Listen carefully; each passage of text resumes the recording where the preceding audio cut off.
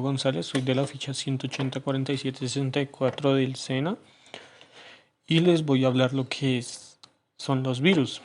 Entonces, primero vamos a empezar. ¿Qué son los virus? Los virus son una especie de agentes parasitarios microscópicos y acelulares que no están hechos de células, el cual son capaces de reproducirse únicamente en el interior de una célula. Eso significa que se comen células en específicas. Y esta clase de célula se llama célula hospedadora, por lo general valiéndose los mecanismos de replicación genética y ocasionándoles daños en el progreso.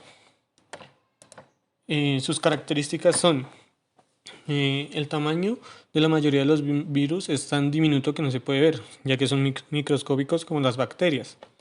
Si bien existen excepciones como los virus de gran tamaño llamados girus, cuyo tamaño es excepcionalmente grande y se pueden ver.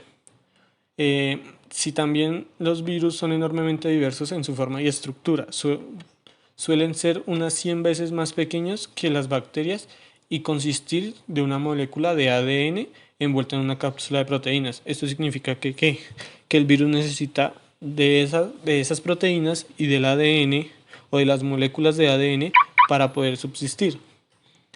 También existen 4 formas posibles de virus: el helicoidal, acosahedral, envoltura y los complejos, que cada uno son de tamaños y formas distintas y cada uno es más peligroso que el otro.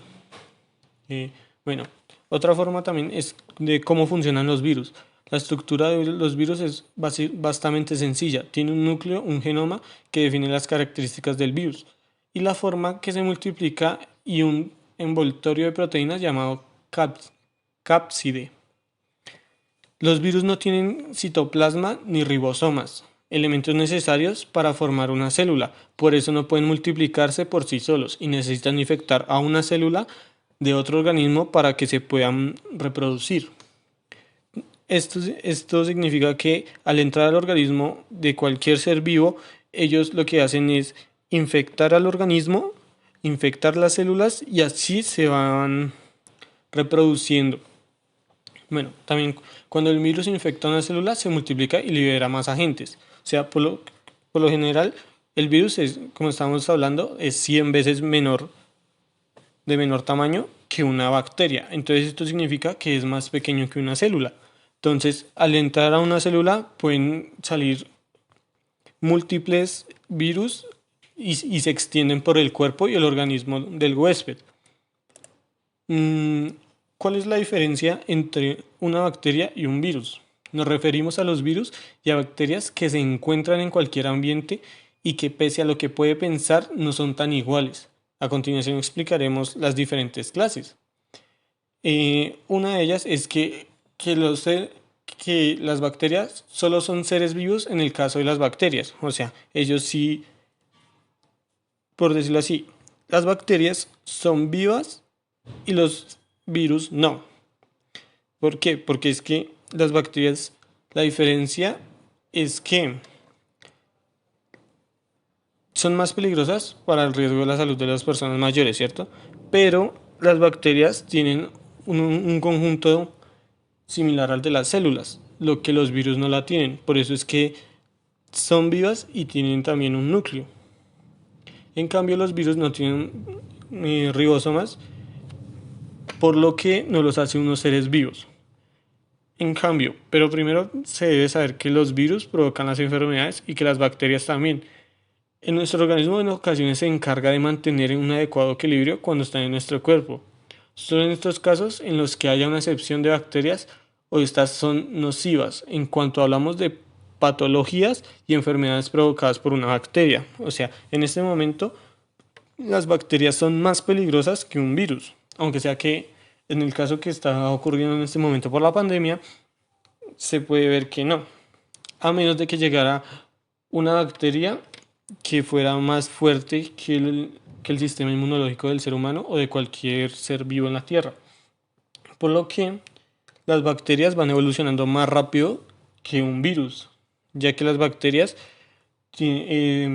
por decirlo así, como como están vivas, o sea, son seres vivos, lo que hacen es que al ser seres vivos van, y como son tan microscópicos, entonces lo que sucede es que cuando la bacteria llegue a evolucionar más rápido que el ser humano, ahí es cuando va a haber una fatal extinción o una destrucción a nivel mundial o a nivel global de la raza humana o dependiendo qué raza afecte esa bacteria. Bueno, hay diferentes clases de tipos de agentes infecciosos. Como todos sabemos, hay diferentes formas. Pero primero empecemos por qué son los agentes infecciosos. Los agentes infecciosos tienen distintas formas y tamaños: las bacterias, los protozoos y los organismos unicelulares microscópicos, mientras que los virus son incluso más pequeños. Los hongos crecen como las plantas y los helmintos se parecen a los gusanos. Como podemos ver acá en los dibujos, vemos a una bacteria, un virus, un protozoo, un hongo y un helmintos, que el cual parece una lombriz.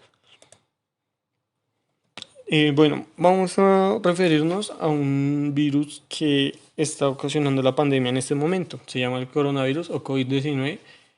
El COVID-19 es como tal acrónimo del inglés Coronavirus Disease 2019, conocida también como la enfermedad por coronavirus o incorrectamente como neumonía por coronavirus, ya que este virus ataca el sistema pulmonar del paciente o del cuerpo al que ha ingresado.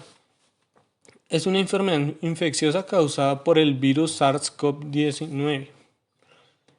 Se detectó por primera vez en la ciudad de Wuhan, en China, en diciembre del año pasado, o sea, del 2019, habiendo llegado a más de 100 territorios. El 11 de marzo del 2020, la Organización Mundial de la Salud lo declaró pandemia.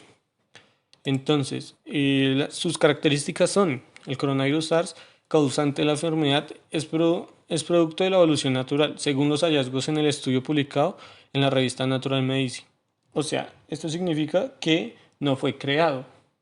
Así, ha sido como tal un miembro de la familia de los coronavirus, que es una especie de virus que ataca los sistemas principales de un cuerpo o del cuerpo que ingrese. Por lo tanto, esta investigación fue realizada por científicos y no han encontrado ninguna evidencia que el coronavirus haya sido elaborado en un laboratorio o haya sido creado de otra manera, por lo que el virus fue naturalmente patológico. Bueno, también para poder prevenir el coronavirus, tenemos que averiguar primero sus síntomas, ¿no? Entonces, los síntomas son la tos, el dolor de garganta, la fiebre, la dificultad para respirar o disnea, el dolor de cabeza, la pérdida del sentido del olfato o del gusto, que es cuando no tengamos esto, es preferible ir a un centro médico o un centro de atención para que nos revisen y nos hagan la prueba de si lo tenemos o no. También se pueden hacer manifestaciones en la piel, tanto en las manos como en los pies, sobre todo en los niños adolescentes o en los adultos mayores de edad. También suele ocurrir escalofríos y malestar general, como lo que es gripa y fiebre. Y la obstrucción nasal, la secreción y el goteo, como si fuera una gripa.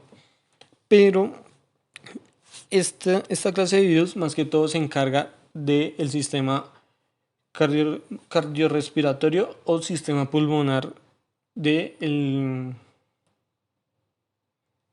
cuerpo al que ha ingresado. Por lo tanto, necesitamos tener mucho cuidado con este virus. Bueno, también vamos a hablar de lo que sería... El virus está formado por una cadena de ARN. Eso significa ácido ribonucleico de la polaridad positiva de una apariencia de corona baja de un microscopio electrónico. Debido a la presencia de glucoproteínas de pico en la envoltura, el SARS-CoV-19 pertenece a la categoría beta-CoVs, en el mismo subgénero de los virus de síndrome respiratorio severo, Como sabemos, el beta COPS es, beta significa segundo, o sea, alfa sería primero. Entonces, el beta son subgéneros que significaría que evade al segundo sistema más importante. El primero sería el sistema endocrino o sistema, bueno, en fin.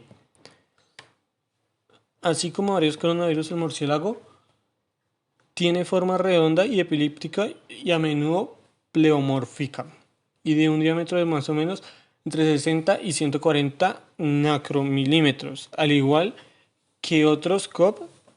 Es sensible a los rayos ultravioleta y al calor. Además de estos virus pueden ser inactivos efectivamente por solventes lípidos que influyen el éter, el etanol, desinfectantes que contienen cloro, ácido peroxiacítico, el cloroformo, excepto el cloroxidina.